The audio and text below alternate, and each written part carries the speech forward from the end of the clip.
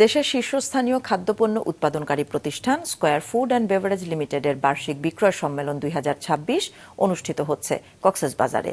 সেখানে অংশ নিয়েছেন সারা দেশের 1800-রও বেশি বিক্রয় কর্মী। সুনীল বড়ুয়ার রিপোর্ট।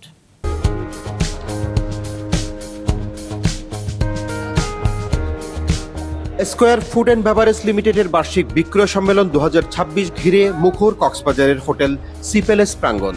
দেশের বিভিন্ন এলাকা থেকে এসেছেন প্রতিষ্ঠানটির বিক্রয় বিভাগের কর্মীরা। সকালে প্রধান অতিথি হিসেবে কেক কেটে সম্মেলনের উদ্বোধন করেন কোম্পানির ম্যানেজিং ডিরেক্টর অঞ্জন চৌধুরী।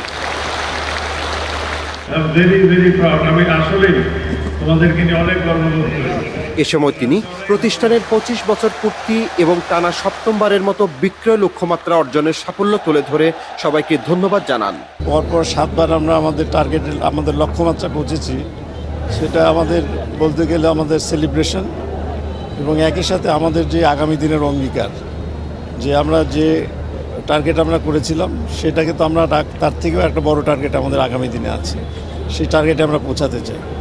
এই বার্তাটাই আমাদের সহকর্মীদের কাছে এবার দিয়েছি এবং তাদেরও কিছু আশা ব্যক্ত করেছে এবং সেই আশাগুলো আমরা পূরণ করার চেষ্টা করেছি সবসময়ের মতো।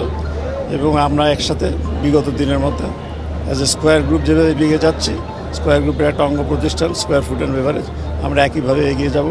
শুধু আমাদের তো নিজেদের জন্য না, সমাজের জন্য, দেশের জন্য আমরা কাজ করছি, সেটাও অব্যাহত থাকবে।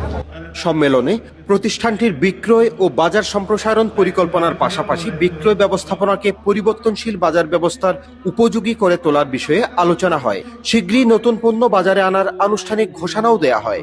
আমরা আগামী বছর আরও বিগার একটা টার্গেট নিয়েছি। আমরা 4000 crore টাকা লেভেলে আমাদের কোম্পানিকে নিয়ে যেতে চাই। আমাদের ম্যানেজিং ডিরেক্টর স্যার বলেছেন আগামী বছর যারা টপ পারফর্মার হবে তাদের জন্য একটা স্পেশাল ফরেন ট্রিপ থাকবে।